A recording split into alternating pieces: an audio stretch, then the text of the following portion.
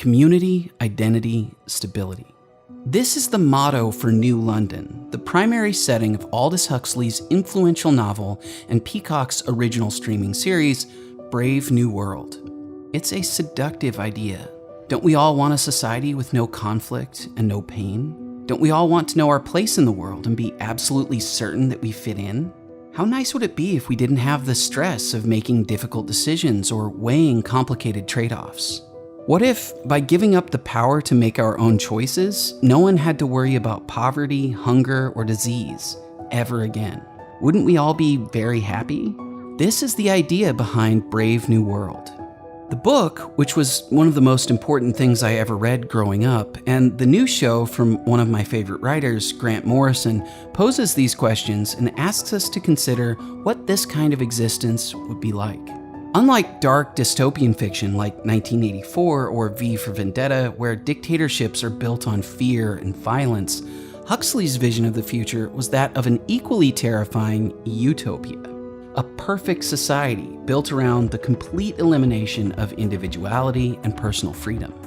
Today on this series, we're going to take a look at whether or not this kind of world is even possible, and if it is, what it would really cost. Welcome to Out of Frame. When the original book was written in 1932, the world was pretty different than it is today, and the story reflects that. Huxley synthesized a number of then new concepts into a futuristic society driven by assembly lines and industrial mass production, genetic engineering, Pavlovian conditioning, and technocratic central planning.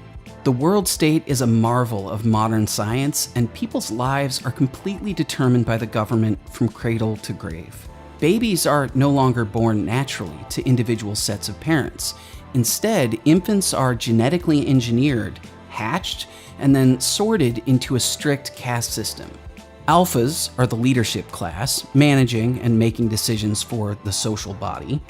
Betas are knowledge workers like scientists and engineers. Gammas are servants. Deltas and epsilons do manual labor. Their physiology and intelligence is predetermined, and they're raised by the state to know their place in the social hierarchy. And the sweet little faces discovering the system together. Learning how to fit. Everyone in their place. Everybody happy now. You say it like it's a bad thing. Don't take it for granted these children will never know violence, prejudice. Wait for it. It takes a village, I guess.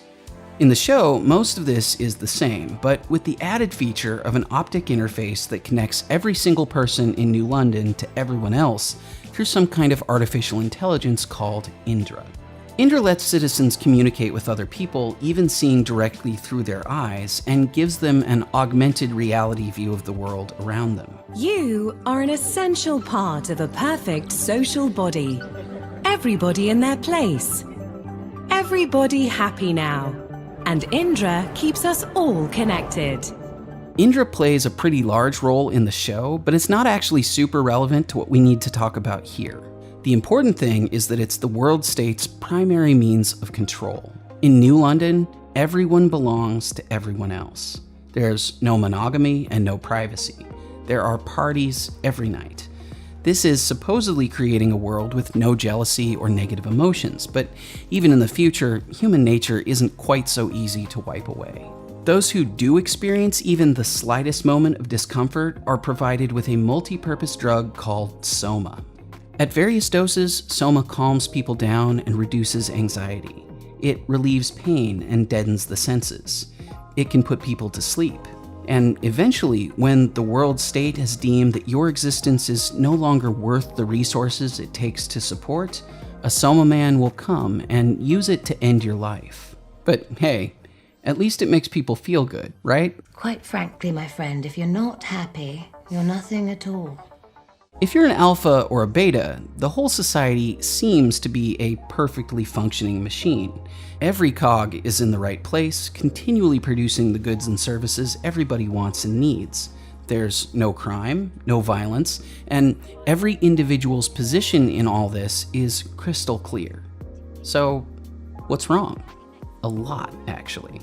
But before we get into why utopian central planning doesn't work, again, I think it's worth taking a second to understand why these ideas are so common in science fiction in the first place.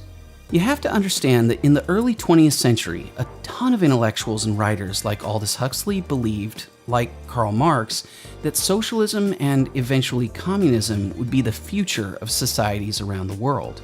Marx arrogantly considered it to be the end of history, as if history even has an end. That's why you'll hear some people use nonsense phrases like late-stage capitalism that treat the 150-year-old predictions of mediocre social theorists as fact. It's all absurd, but if you squint really, really hard, it sort of seems scientific and rational. So that was, and unfortunately still is, enticing for certain types of people. The thinking goes something like this. Our own lives are better when we intelligently plan out what we're doing, right? So why wouldn't the same be true for a whole society? If we just get qualified experts to make all the decisions, we can solve every problem. Never mind the massive difference between planning for yourself and trying to control the lives of millions of other people who you know nothing about. Many intellectuals, like Bertrand Russell and George Bernard Shaw, thought that Soviet central planning would result in a kind of advanced social and economic utopia that would produce equality and prosperity for everyone. They were so certain about this that they were completely blind to the horrors of communism in practice. Also, when they talked about creating a better world for everyone, keep in mind that the progressives and socialists of the early 20th century were also frequently supporters of eugenics. To quote George Bernard Shaw, "If people are fit to live, let them live under decent human conditions. If they are not fit to live, kill them in a decent human way." It's also worth noting that these same people use the language of science to justify obvious racism. Huxley's description of each caste in Brave New World makes this painfully clear. The lower your status, the darker your skin. Of course, the show scrubs that part out. The point is, writers like Aldous Huxley, H.G. Wells, Edgar Rice Burroughs, and George Orwell were inventing fictional societies based on what they believed would be true in the future. But perhaps if they'd lived to see the collapse of the Berlin Wall and the civil rights movement, those writers would have questioned these ideas a bit more. But Huxley continued to believe that top-down, centralized social organization would produce a more efficient industrial economy to the end of his life. As technology becomes more and more complicated, it becomes necessary to have more and more elaborate organizations, more hierarchical organizations. He was wrong about that, but to his credit, and unlike most of his contemporaries, Huxley did recognize that giving the state control over the means of production and the power to redistribute wealth would have terrible consequences. As the position of these countries, the economic position, becomes more and more precarious, obviously the central government has to take over more and more responsibility for keeping the ship of state on an even keel. And then, of course, you're likely to get social unrest under such conditions, with again an intervention of the central government. So that I think one sees here a pattern which seems to be pushing very strongly towards a totalitarian regime. And unfortunately, as in all these underdeveloped countries, the only highly organized political party is the Communist Party, it looks rather as though they will be the heirs to this unfortunate process, that they will step into the position of power. The fear of authoritarianism is why he was ultimately a strong advocate for decentralization and criticized both big government and big business. Of course, the future Huxley imagined in Brave New World depicted a very different kind of dictatorship than what he saw under Hitler, Stalin, and Mao. Now, I think what is going to happen in the future is the dictators will find, as the old saying goes, that you can do everything with bayonets except sit on them. That if you want to preserve your power indefinitely, you have to get the consent of the ruled. And this they will do partly by drugs, as I foresaw in Brave New World, partly by these new techniques of propaganda. They will do it by bypassing the sort of rational side of man and appealing to his subconscious and his deeper emotions, and his physiology even, and so making him actually love his slavery. I mean, I think this is the danger, that actually people may be in some ways happy under the new regime. Instead of using terror and threats to get people to comply with edicts set by Indra and the powerful world state controller, Mustafa Mons, the government gains compliance through propaganda, conditioning, painkillers, and antidepressants. That part feels very real to me. When I look at the world right now, I see an awful lot of people who, if offered a job, security, free food, free healthcare, drugs, and nightly parties without any consequence or meaning in exchange for being told what to do and how to think, I think they would take that deal. Savages call it prison. Someone tells them when to eat and when to sleep. That's nice. Is it nice? The thing that makes all of this so sad, and what makes the whole story ultimately unrealistic, is that all the incredible promises of wealth and stability that come with totalitarianism and central planning never materialize. You end up with all the negative outcomes Huxley predicted and none of the benefits. A couple years ago on this series, I talked about Marvel's Black Panther and this idea that's always bothered me about certain kinds of science fiction stories. What I call the inconceivably advanced society. Like Wakanda somehow becoming technologically advanced and ultra-wealthy in the absence of trade, economic freedom, or any meaningful connection to the outside world, New London is depicted as a technologically dominant, modern economy based on a totally centralized means of economic decision-making. This doesn't work. It doesn't matter what advanced technology is available. Planning every aspect of an economy, or worse, the entire society, will always be an impossible task because the variable that can neither be known nor controlled is individual people's values and preferences. This is the fatal flaw of every totalitarian regime. In human society, stability is achieved through the control of neurochemical incentives. Don't quote my thesis to me. The problem is people. No matter how perfect the conditions, stability cannot hold. It's frustrating. There's a flaw in you humans, an unknown. It wants what it shouldn't want. Unhappiness. I have found the state at which you are stable. You will be happy. You will remain happy.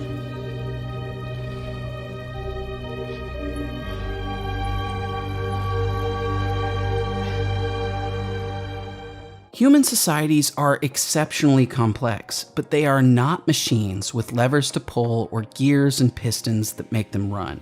They are more like living ecosystems, where each individual person's decisions, which they make based on their own unique goals, knowledge, resources, and creativity, all play an essential role in determining the outcomes for the economy and culture as a whole. And that's a good thing. None of us has infinite knowledge, skills, or time. Even with the help of AI, we can't know what every person needs at any given moment. Nor do we have any way of knowing what resources are available to meet those needs, or how best to use them, because the people themselves don't even know until it's time to make a decision. Did you know you were going to watch this video yesterday? How could you have known?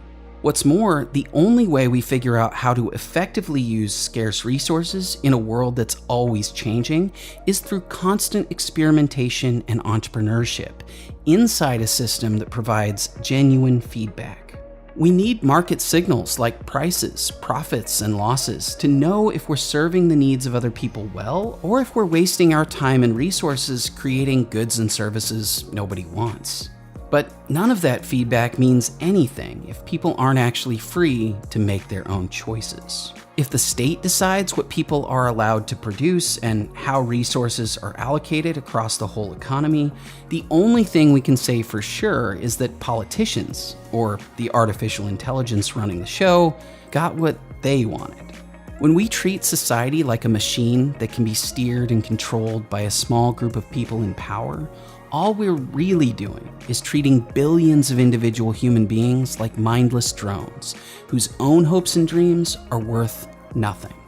And that's exactly what happens in Brave New World.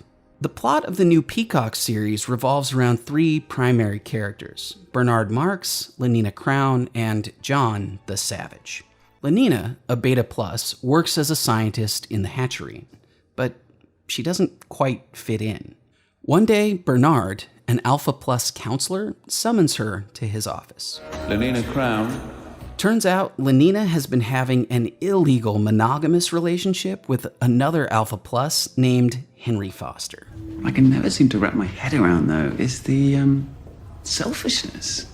2 people engaged in possessive, monogamous, forgive me, I don't know what else to call it, relations in private, separate, with no regard for the social body, no consideration for the pain they cause, the damage they inflict. It just happened. You can understand that, can't you? You gave no thought whatsoever to anyone but yourself. Not your colleagues, not your friends, all of whom have just as much a right to Henry Foster as you do. Or do you not agree with that? Lenina? Everyone belongs to everyone else.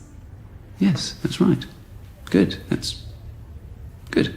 There's no privacy, no personal relationships, no control over your own life. What's important is that we're caught it in time. These things have a habit of festering. Jealousy, possessiveness, secrecy. Lenina, you're going to take the recommended actions, and you are going to feel better. I promise. The recommended action in this case is for Lenina to take more soma and go to the pleasure garden for the nightly party and hook up with someone new. Meanwhile, Bernard gets another assignment. Our residents were enjoying a recreation session. Satisfaction levels were quite high until one of the Epsilons, he had an accident. How rare. But it wasn't an accident. The Epsilon, one of New London's lower caste, a man who was conditioned from birth to fear curiosity and obey orders from higher caste citizens without question. A man who was genetically engineered for physical labor and low intelligence. A man who wasn't even given a unique name. Killed himself. This suicide has a profound effect not only on the people who witnessed it, but on another Epsilon connected to the man through Indra. It also deeply unsettles Bernard, who, in spite of his status, has also always struggled to fit in and find his place. He begins to question why someone would take his own life in a society where everybody is supposedly happy. He goes to his friend Helm Watson to talk about it, but she doesn't want to hear it. You were overtaxed. Simple as that. This Epsilon fell. He jumped. Stop it. Taking a step back for a moment, I think this scene is another really good illustration of the difference between stories like 1984 and Brave New World. In both societies, certain thoughts and feelings are taboo and not allowed. But what makes Huxley's vision more insidious and more realistic than Orwell's is that these taboos are not enforced at gunpoint by an oppressive regime, but by the citizens themselves, simply because they prefer not to think or talk about anything that might make them uncomfortable. Wrong-thinking people may eventually get reconditioned by the state, but the primary limit on free thought and speech is the people's own complacency. And since everyone belongs to everyone else, anyone who steps out of line is not just a threat to the world state, but to the fragile emotional security of other individuals who can't bear to experience even a moment's confusion or pain because they've lived their whole lives in a world without choice, consequence, or meaning. You can say these things to me because I'm your friend, and I know you don't mean to be destabilizing. Not everyone understands. As a side note, this is what happens when we accept the claim that people have a right to live in a world where no one ever says anything that upsets or offends them. Getting back to the story, Helm Watson, who is the Alpha Plus in charge of entertainment, gives Bernard her table at the pleasure garden so he can unwind. While there, he connects with Lenina through their now shared sense of discomfort. As their relationship develops, they take a trip together to the Savage Lands. Imagine a world without Indra's stability and harmony. A primitive land of greed, superstition, and pain. You don't have to imagine. Only an 11-minute rocket from New London, you'll find the Savage Lands. Come and experience the magic. You bring the friends, we've got the fun. In the book, this is basically an Indian reservation, but in the show, it's more like a 21st century small town in America where the residents are made to reenact fake scenes from history for the amusement of the New Londoners. Also, any savages who try to escape will be killed attempting to cross a powerful force field imprisoning them in the region. But even inside those boundaries, the people who live there are not free. With weak property rights, their resources controlled by New London, no mobility or opportunities to trade with other parts of the world, the savages are incredibly poor. Their primary source of income is tourism, which just adds insult to injury. Come to think of it, that's exactly like an Indian reservation. When we meet John, he works as a prop handler for the House of Monogamy, which puts on a twice-daily soap opera wedding for the alpha and beta tourists who come to gawk at them. Next up, the House of Monogamy. Now, the reasons behind the savages' most primitive practice remain a mystery, but we do know that monogamy is an important tradition which allows the savages to combine the core values of their culture: ownership, competition, jealousy, and strife. It's all pretty ridiculous. Why does he wear that hat? For safety. Unfortunately, Lenina and Bernard's desire to experience primitive society gets a little too real when they end up caught in the middle of an insurrection. Thanks to John, Lenina and Bernard survive, although Bernard gets shot in the process. As they get chased by militant freedom fighters, John takes them to hide out at his house. There, they meet John's mother, Linda, who, it turns out, was originally from New London herself, abandoned in the Savage Lands when she got pregnant. Luckily, this means that she and John are genetically capable of passing through the barrier, so they all manage to escape together. Well, almost all. Back in New London, John becomes the new hotness in high society. Everybody wants to hear sensational stories about his life. Tell us of your savage violence. Yes, do it slowly. Where I come from, there's only two levels: the living and the dead. John is, of course, making most of these stories up, but New Londoners love him for it. To them, he's scary and mysterious, a little dangerous, but most of all, he's new. And if there's anything this type of society desperately needs, it's an endless stream of distractions. They want the new thing because with every new thing, there's a chance that it could be the big thing. Bigger, hotter, harder, faster. And we have to give it to them like that, Bernie. Because if we don't, they might realize that the new thing isn't new at all. It's really just the old thing, but more of it. And if it's boring, they will turn it off. And they'll be alone with their thoughts. We know where that leads, don't we? Yeah, we do. If the people of New London spent too much time alone with their thoughts, all the soma in the world would not save them from the realization that their lives are not their own, and that nothing they do is allowed to have any actual meaning. That's why John is really such a shock to their system. Mustafa Mons ultimately considers him to be a virus infecting people with individualist ideas, upsetting social stability. You're beta, right? Of course. Do you ever want to be an alpha? Everyone wants to be what they are. What's more, with no official status of his own, John traverses between the casts with relative ease, making friends with deltas and gammas, like Gary, the servant he's been provided as a guest of New London, and spends much of his time with the Epsilons, including C-Jack 60, the one who is connected to the man who committed suicide. His influence affects Bernard and Lenina, who begin to have selfish thoughts. You know, what if... maybe there's a little part of me that's... What? mine. Don't you want that? Something that's yours? Something that's... It's private and solipsistic, and everyone belongs to everyone else. Lenina and John begin a secret, monogamous affair, but the demands of New London society make their relationship difficult to maintain. For John, the grotesque underbelly of this world is impossible to ignore. And in the end, his influence changes everything. You want to know what to do? I'll tell you what to do. Choose. You want to be happy?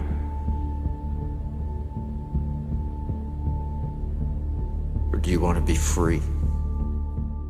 The irony of all this is that in spite of exchanging their freedom for apparently miraculous standards of living, few people in New London are happy anyway. And deep down, they all know it. It just takes John the Savage to bring it to the surface. You're not happy. You're on drugs. All of this underscores the real point of the book and the show. Human beings are meant to be free.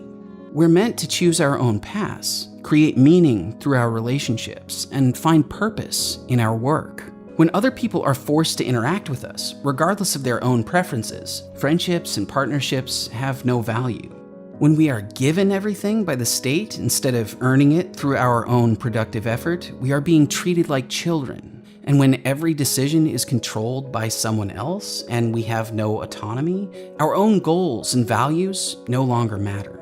In Brave New World, the state gets around this crippling hopelessness through eugenics, brainwashing, and magic pills that regulate people's emotions with no side effects.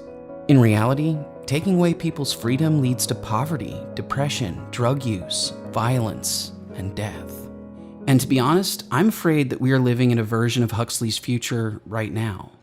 Over the past several months, I've been critical of many policies that governments have enacted in response to COVID-19. But what I haven't talked about are the devastating psychological costs of social isolation. A recent survey from the University of Chicago's National Opinion Research Center showed that for the first time in 48 years, more people said they were unhappy than happy with their lives. 50% of respondents said they felt isolated. That's more than double the percentage of people who said the same just 2 years ago.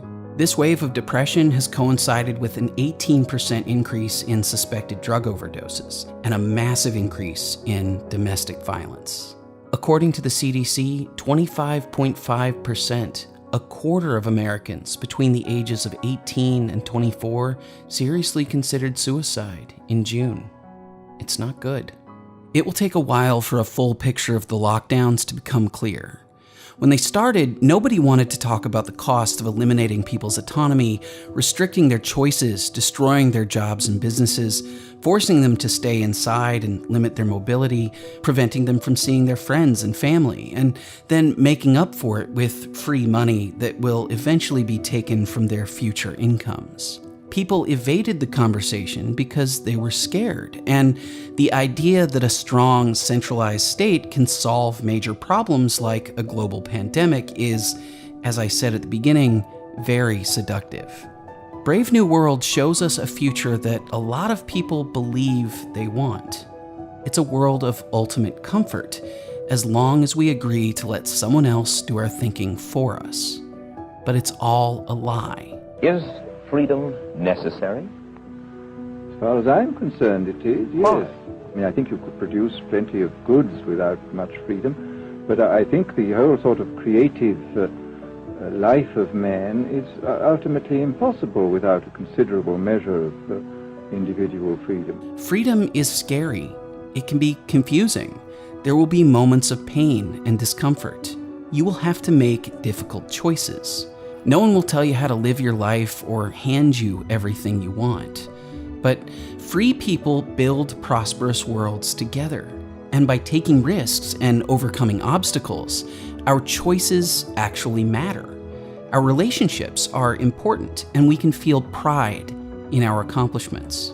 Individual freedom is the root of meaning, and meaning gives our lives purpose. Many people want to believe that if they give up their freedom for promises of community, identity, and stability, the trade-off will be worth it.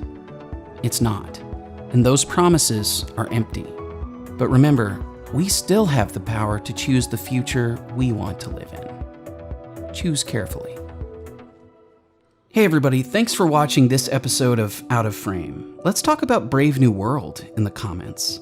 I'd also like to give a quick shout out to all of our patrons with an extra special thank you to our associate producers, Aaron X, Dallin Case, Jermaine, Matt Tabor, and Victoria Manshard. Thank you.